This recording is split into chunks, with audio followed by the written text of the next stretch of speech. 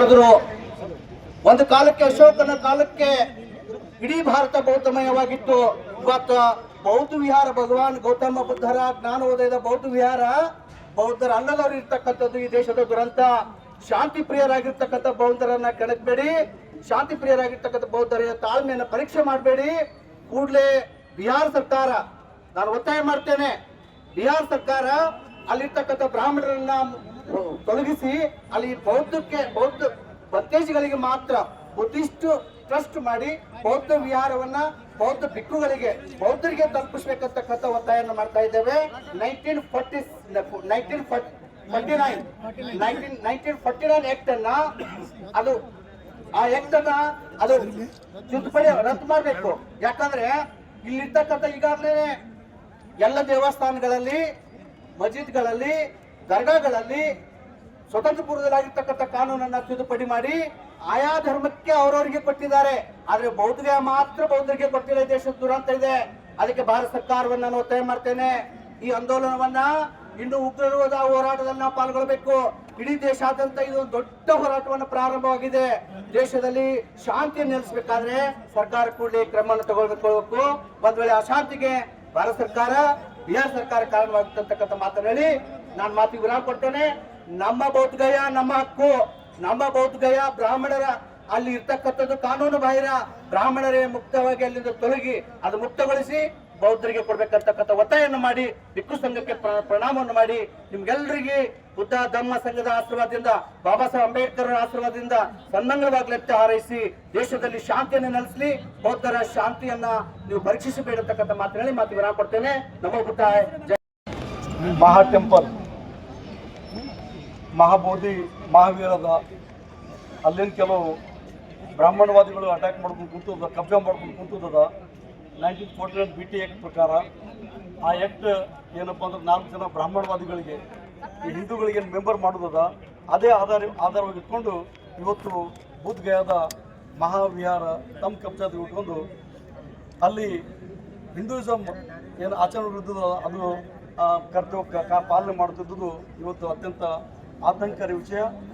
ಈ ಬೌದ್ಧ ಗಯಾದ ಮಹಾವೀರ ಮುಕ್ತಿಯ ಆಂದೋಲನ ಇವತ್ತಿನ ದೇಶಾದ್ಯಂತ ನಡೆದು ಅದ್ರ ಜೊತೆಗೆ ಇಡೀ ವಿಶ್ವದಾದ್ಯಂತ ಮೊನ್ನೆ ಆಸ್ಟ್ರೇಲಿಯಾದೊಳಗೆ ಭಾಳ ದೊಡ್ಡ ಪ್ರಮಾಣದ ಹೋರಾಟ ಆಯಿತು. ನಿನ್ನೆ ಲಂಡನ್ದೊಳಗೆ ಹೋರಾಟ ಆಯಿತು, ಥೈಲ್ಯಾಂಡ್ ಆಗಿದೆ, ಹಾಂಗ್ಕಾಂಗ್ ಆಗಿದೆ, ಚೀನಾದೊಳಗೆ ಕೂಡ ಹೋರಾಟ ಮಾಡೋದ.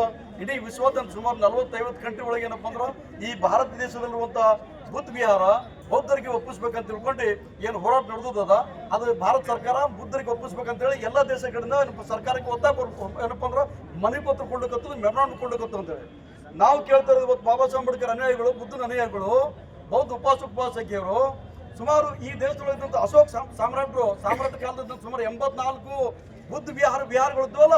84,000 ವಿಹಾರಗಳಲ್ಲಿ ಖಾಲಿ ಉಳಿದದ್ದು ಒಂದೇ ಒಂದು ಬುದ್ಧ ವಿಹಾರದೊಳಗೆ ಏನು ಬೋಧಗಯದ ಒಂದೇ ಬುದ್ಧ ವಿಹಾರ ಉಳಿದದ. ಇದು ಅದನ್ನೇನಪ್ಪ ಈಗ ಅದು ಈಗ ಬ್ರಾಹ್ಮಣರ ಕಬ್ಜಾದಲ್ಲಿ ಇದ್ದದ. ನಾವು ಹೇಳಕತ್ತ ಭಾಳ ಶಾಂತಿ ರೀತಿಯಿಂದ ಬಂತೇಜು ಹೇಳ್ದಂಗೆ ಭಾಳ ಶಾಂತಿ ರೀತಿಯಿಂದ ನಾ ಯಾವುದೇ ಕ್ರಿಟಿಸಿಸಮ್ ಅವಕಾಶ ಮಾಡಿಕೊಡೋದು ಭಾಳ ಶಾಂತಿ ಬುದ್ಧಂದು ಮಾರ್ಗದೊಳಗೆ ಇವತ್ತು ಹೋರಾಟ ಮಾಡ್ಕೊತಿದ್ದೀವಿ. ಆಲ್ ಓವರ್ ಇಂಡಿಯಾದೊಳಗೆ ಇವತ್ತು ಮಹಾರಾಷ್ಟ್ರ ಒಳಗಾಯ್ತು, ನಾಗ್ಪುರ ಒಳಗಾಗ್ತದ, ಬಿಹಾರದೊಳಗಂತೂ ನಿರಂತರ ಹೋರಾಟಗಳು ನಡೆದವ. ಇವತ್ತು ಕರ್ನಾಟಕದ ಗುಲ್ಬರ್ಗದಲ್ಲಿ ಭಾಳ ದೊಡ್ಡ ಪ್ರಮಾಣ ಪ್ರೊಸೆಷನ್ ಆಯ್ತು ಇವತ್ತು. ಆಮೇಲೆ ಬಿಜಾಪುರದ ಆಗುದು, ಈಗ ಆಂಧ್ರ ಪ್ರದೇಶ ತಯಾರು ಮಾಡಕತ್ತದು. 5ನೇ ತಾರೀಕಿಗೆ ಇಡೀ ದೇಶಾದ್ಯಂತ ಬಂತೇಜಿಗಳ ನೇತೃತ್ವದಲ್ಲಿ ಭಾಳ ದೊಡ್ಡ ಪ್ರಮಾಣದ ಹೋರಾಟ ಸಾಮ್ರಾಟ್ ಅಶೋಕ ಜಯಂತಿ ಆಚರಣೆ ಮಾಡೋ ಮುಖಾಂತರ ಮಾಡಕತ್ತದು.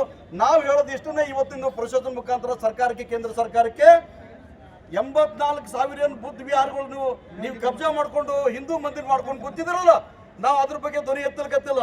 ಬುದ್ಧ ವಿಹಾರದೇನು ಬೋಧಗಯಾದಿರ್ತಂತ ಬುದ್ಧ ವಿಹಾರ ಕಬ್ಜಾ ಮಾಡ್ಕೊಂಡು ಕೂತಿದ್ರಲ್ಲ, ಅದು ಒಂದು ನಮ್ಗೆ ಬಿಟ್ಟು ಕೊಡ್ರಿ. ಬೇರೆ ಏನು 85 ಕೇದಾರ್ನಾಥ್, ಬದ್ರಿನಾಥ್, ಸೋಮನಾಥ್, ಏನಪ್ಪ ಬಾಲಾಜಿ, ತಿರುಪತಿ ಬಾಲಾಜಿ ಗಿಲಾಜ್ ಅದಕ್ಕೆ ನಾವು ಕೈ ಹಚ್ಚಿಲ್ಲ. ನಾವು ಅದಕ್ಕೆ ಅವಕಾಶ ಮಾಡಿಕೊಡ್ಬೇಡ್ರಿ ಕೇಂದ್ರ ಸರ್ಕಾರದವರು. ಯಾಕೆಂದ್ರೆ ಆರ್ಕಿಯಾಲಜಿಕಲ್ ಡಿಪಾರ್ಟ್ಮೆಂಟ್ ಬಂದದ್ದು ಕೇಂದ್ರ ಸರ್ಕಾರ ಸಂಬಂಧಪಟ್ಟದು. ಅಂಡ್ 1949 BT ಆಕ್ಟ್ ಏನು ಈ ನಿತೀಶ್ ಕುಮಾರ್ ಸರ್ಕಾರದವ್ರು ಇದ್ದೀರಿ ನೀವು ಸುಪ್ರೀಂ ಕೋರ್ಟ್ ಹೋದಂತ ಸಂದರ್ಭದೊಳಗೆ ಕೋರ್ಟ್ ಆರ್ಡರ್ ಮಾಡೋದೇನಪ್ಪ ಅಂದ್ರೆ ಅದು ಸರ್ಕಾರದವರು ಮಾಡಿದಂಥ ಕಾನೂನು ಇದ್ದಿದ್ದರಿಂದ ಸರ್ಕಾರದಕ್ಕೆ ರಾಜ್ಯ ಸರ್ಕಾರದಪ್ಪ ರಿಪೀಲ್ ಮಾಡಕ್ಕೆ ಸಾಧ್ಯತೆ ಅದ. ಅದಕ್ಕೆ ನಾವೇನಪ್ಪ ಕೋರ್ಟ್ನವ್ರು ಏನು ಮಾಡೋಕ್ಕಾಗಲ್ಲ ಅಂತ ಹೇಳ್ತದ. ಅದಕ್ಕಾಗಿ ನಿತೀಶ್ ಕುಮಾರ್ ಗೌರ್ಮೆಂಟ್ದವರು, ನಿತೀಶ್ ಕುಮಾರ್ ಸರ್ಕಾರದಂತ ಮಂತ್ರಿ MLAಗಳು, ನಿತೀಶ್ ಕುಮಾರ್ ಸರ್ಕಾರದ ಮಂತ್ರಿಗಳು ಕೂಡ ಈ ಏನಪ್ಪ BT ಆಕ್ಟ್ 1949 ಇದ್ದದ ಇದು ರಿಪೀಲ್ ಮಾಡ್ಬೇಕು, ಇದು ರದ್ದುಪಡಿಸ್ಕೊಡ್ಬೇಕು ಅಂತೇಳಿ ರದ್ದುಪಡಿಸ್ಬೇಕಂತೇಳಿ ಒತ್ತಾಯ ಮಾಡ್ಲಿಕ್ಕಂತೂ ಕೂಡ ಇದು ಯಾರು ಅಲ್ಲಿದ್ದಂತ ಮನುವಾದಿ ಮನಸ್ಥಿತರ ಕೇಳುತ್ತೇ ಅಲ್ಲ. ಪಾರ್ಲಿಮೆಂಟ್ ಹೌಸ್ನ ಕೂಡ ಅನೇಕ ಜನಗಳು ಇದ್ರ ಬಗ್ಗೆ BT Act ಬಗ್ಗೆ ಚರ್ಚೆ ಮಾಡುದು, ಚಂದ್ರಶೇಖರ್ ಆಜಾದ್ ಬಹಳ ದೊಡ್ಡ ಪ್ರಮಾಣ ವಿರೋಧ ಮಾಡುದು. ಇವತ್ತು ಕೇಂದ್ರ ಸರ್ಕಾರದೊಳಗೆ ಕೇಂದ್ರ ಪಾರ್ಲಿಮೆಂಟ್ ಹೌಸ್ ಕೂಡ ಆಗ್ಲಿಕ್ಕತ್ತದ, ಎಲ್ಲಾ ರಾಜ್ಯ ಸರ್ಕಾರದವರು ಕೂಡ ಕೇಂದ್ರ ಸರ್ಕಾರ ಒತ್ತಾಯ ಮಾಡ್ಲಿಕ್ಕತ್ತದ. ಅದೇ ರೀತಿ ಕರ್ನಾಟಕ ಸರ್ಕಾರದವರು ಕೂಡ ನೀವು ಈ BT Act ಬಗ್ಗೆ ಧ್ವನಿ ಎತ್ತಬೇಕು, ಕೇಂದ್ರ ಸರ್ಕಾರ ಮೇಲೆ ಒತ್ತಡ ಹೇರ್ಬೇಕಂತ ತಿಳ್ಕೊಂಡು ನಾವು ಈ ಮೂಲಕ ಆಗ್ರಹ ಪಡಿಸೋದ್ರ ಜೊತೆಗೆ ಇವತ್ತು ರಾಷ್ಟ್ರಪತಿಗಳಿಗೆ, ಪ್ರಧಾನಮಂತ್ರಿಗಳಿಗೆ, ಬಿಹಾರದ ಮುಖ್ಯಮಂತ್ರಿಗಳಿಗೆ, ಬಿಹಾರದ ಗವರ್ನರ್ಗಳಿಗೆ ಮನವಿ ಪತ್ರ ಸಲ್ಲಿಸ್ತಾ ಇದ್ದೀವಿ. ಇದ್ರ ಜೊತೆ ಮೊನ್ನೆನೆ ಏನಪ್ಪಾ ಅಂದ್ರೆ ಕೇಂದ್ರ ಮಂತ್ರಿ ಅಡ್ವಾಣಿ ಸಾಹೇಬರು ಕೂಡ ಅಲ್ಲಿನ ಗವರ್ನರ್ ಜೊತೆಗೆ ಮಾತಾಡೋದು ಅಂಡ್ ಅಲ್ಲಿ ನಿತೀಶ್ ಕುಮಾರ್ ಜೊತೆ ಚರ್ಚೆ ಮಾಡಿ ಈ BT Act ಬಗ್ಗೆ ಆದಷ್ಟು ಶೀಘ್ರ ಇತ್ಯರ್ಥಪಡಿಸ್ರಿ ಅಂತೇಳಿ. ನೀವು ಎಷ್ಟು ಲೇಟ್ ಮಾಡ್ತೀರಿ ಅಷ್ಟು ಹೋರಾಟ ತೀವ್ರ ಆಗ್ತದೆ ದೇಶದೊಳಗ. ಈ ಎಲ್ಲಾ ಬಹುಜನರು ಜಾಗೃತ ಆಗೋದ, ಅಂಬೇಡ್ಕರ್ ವಾದಿಗಳು ಜಾಗೃತ ಆಗೋದ, ಬುದ್ಧನ ಅನುಯಾಯಿಗಳು ಜಾಗೃತರಾಗುತ್ತದ. ಅದು ನಮ್ಮ ಅಸ್ಮಿತೆಯ ಸಂಕೇತ ಇದ್ದದ. ಅದೆಲ್ಲ ನಮ್ಮೆಲ್ಲ ಈ ದೇಶದ ಸಮಸ್ತ ಬಹುಜನರಿಗೆ ಪವಿತ್ರವಾದ ಸ್ಥಳ ಇದ್ದದ. ಅದು ಯಾವುದೇ ಕಾರಣಕ್ಕೂ ನಾವು ಬೇರೆಯವ್ರಿಗೆ ಅವಕಾಶ ಮಾಡಿಕೊಡೋದಿಲ್ಲ. ಇಷ್ಟು ದಿನ ಬುದ್ಧನ ಸೇವೆ ಲೂಟಿ ಮಾಡಿದ್ರೆ ಅದು ಬುದ್ಧರಿಗೆ ಬಿಟ್ಟು ಕೊಡ್ಬೇಕಂತ ಹೇಳಿ ಹೋರಾಟ ನಮ್ದು ಇದ್ದದ. ಇವತ್ತು ಆ ಮೂಲಕ ನಾವೇನಪ್ಪ ಇಲ್ಲಿ ಮಂತ್ರಿಗಳ ನೇತೃತ್ವದ ಮೆರವಣಿಗೆ ಮುಖಾಂತರ ಇಲ್ಲಿ ಜಿಲ್ಲಾಧಿಕಾರಿ ಮುಖಾಂತರ ನಾವು ಕೇಂದ್ರ ಸರ್ಕಾರಕ್ಕೆ ಮನವಿ ಸಲ್ಲಿಸ್ತಾ ಇದ್ದೇವೆ ಅಂತ. ಜೈ ಭೀಮ್, ಹನುಮಂತ ಸಿಂಗ್ ಅಂತ.